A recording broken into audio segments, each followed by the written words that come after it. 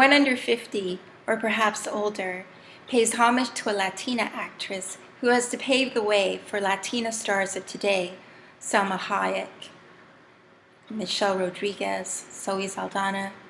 It is Puerto Rican, Rita Moreno, who is often mentioned, and rightly so.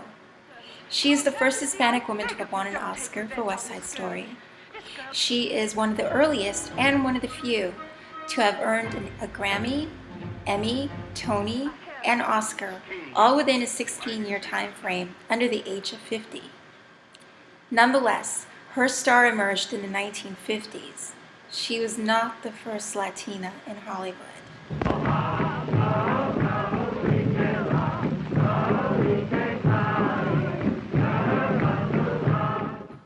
3 decades earlier, in the silent era, Dolores Del Rio and Lupe Velez paved the way for Moreno.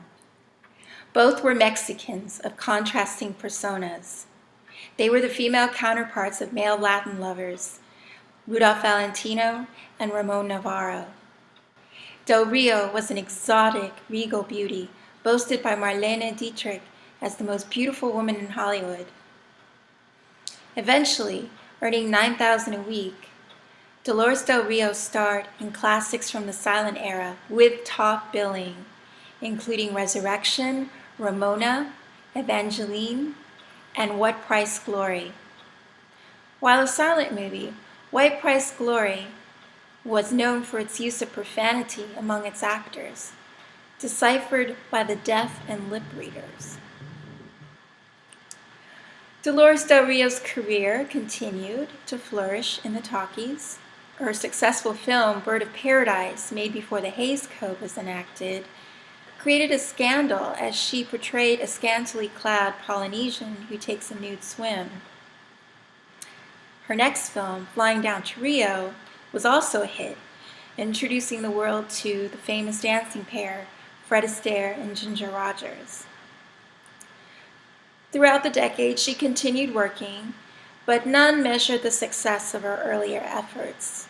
So she returned to Mexico and gained more respect as an actress, with better roles in what is known as the golden age of Mexican cinema.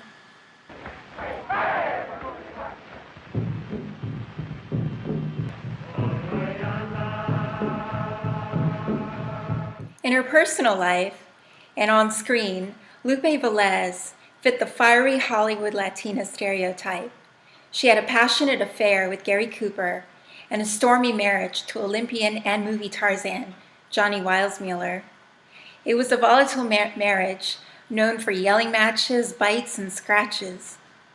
In the late 1930s to early 40s, Velez had a successful series of comedic films aptly called the Mexican Spitfire series, built around her. And her nickname was even the Mexican Spitfire. But before switching to comedy, she began her career in dramatic silence, most notably The Gaucho in 1927 with Douglas Fairbanks. By the mid-1940s, her career suffered, partly due to ethnic stereotyping and personal problems. Finding herself pregnant and unmarried, she committed suicide in 1944 at the age of 36.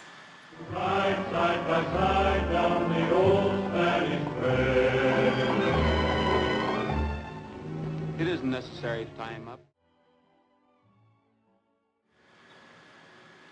Almost 25 years after Velez's death, Estelita Rodriguez, known as the Cuban Fireball, was slated to portray Velez, but as Velez died at age 36, Estelita died at 37 before making the film. Rodriguez's Hollywood career began after Velez's death in the 1940s. She played mainly señorita types, most notably in Roy Rogers westerns at Republic Studios. And although Republic Pictures was a Poverty Row studio, not on the grand scale level of MGM, nor even a mid-tier studio as Columbia or Universal, it did allow her top billing in B Pictures. While not as famous as Dolores Del Rio or Lupe Velez, another Mexican, Raquel Torres, starred in a few classics in the 1920s until she married and retired in the mid-30s. She began in 1928 as the lead in the Oscar-winning silent White Shadows in the South, filmed on location in Tahiti, a rarity for its time. She had a supporting role in a silent part-talkie film, The Bridge of San Luis Rey, and her most famous talkie is the Marx Brothers Duck Soup. In the early talkie era, two Mexican actresses emerged who are still with us today. The first, Lupita Tovar, will turn 102 this year. Her most famous role is Eva in the Spanish Dracula, made at the same time as the Dracula starring Bela Lugosi. Now, in the early sound era, it was common for Hollywood to make foreign language films of their own, using foreign actors who mainly spoke French, Spanish, and German. She also starred in Mexico's first talkie, Santa. In Hollywood, she continued to make films until the 1940s. For those who are a bit younger, as I'm 100 years old in a younger body, her daughter, Susan Connor, was also an actress. She was nominated for an Academy Award as a Best Supporting Actress in Imitation of Life, but won the Golden Globe for the same film. And she also starred in Freud, The Gene Cooper Story, and To Hell and Back. Now, if you enjoyed last year's Oscar-nominated film, A Better Life, a story of a Mexican immigrant father and his son, it was directed by Chris Weitz, who has Mexican roots from his mom, Susan Connor, and his grandmother, Lupita Tovar. The other Mexican actress, who is still with us today, is a bit younger than Lupita, only 94, and her name is Movita. She's most remembered for her role as Fletcher Christian's Tahitian love interest in the 1935 version of Mutiny on the Bounty. Now, what's interesting is that later she married Marlon Brando, who played Fletcher Christian in the 1962 version. Now, Movita continued playing Latinas or Polynesians in the classics Flying Down to Rio, The Hurricane, and Fort Apache, but she worked on the screen throughout her lifetime, her final role being on the soap opera Knots Landing in the late 1980s. Oh, Margot is one of my favorite Mexican actresses. She debuted in the 1930s, starring in a number of classics from Winterset, Lost Horizon, and Viva Zapata in supporting roles. Now, I'm biased because I love flamenco, and Margot was a dancer. She had a role as a flamenco dancer in Val Lewton's horror flick, The Leopard Man.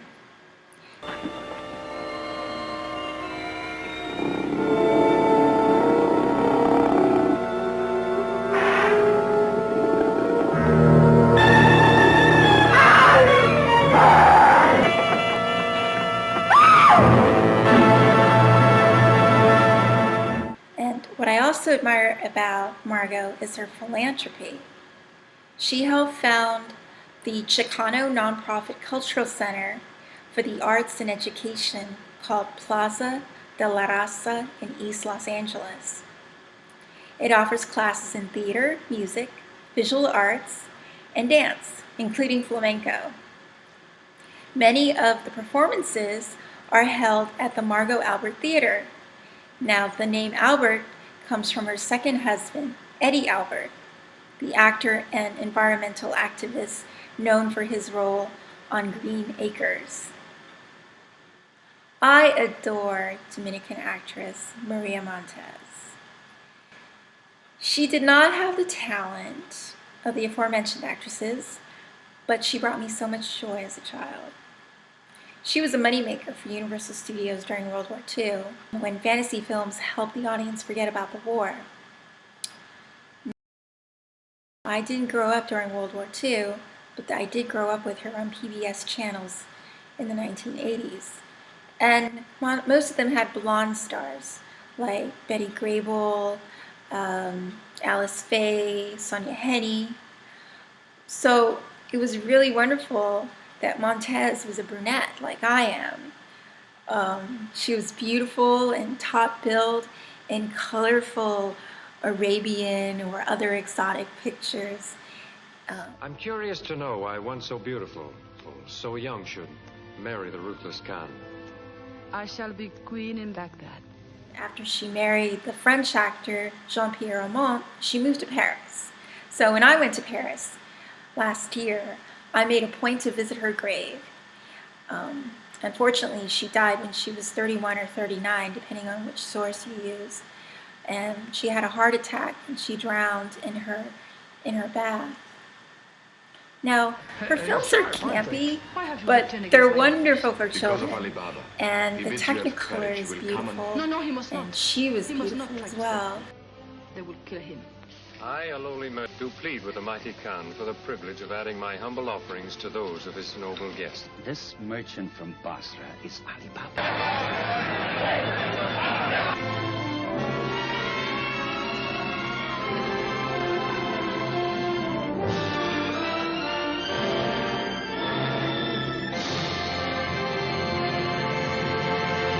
And now as an adult, I also realized the beauty of how diverse the cast was in her films.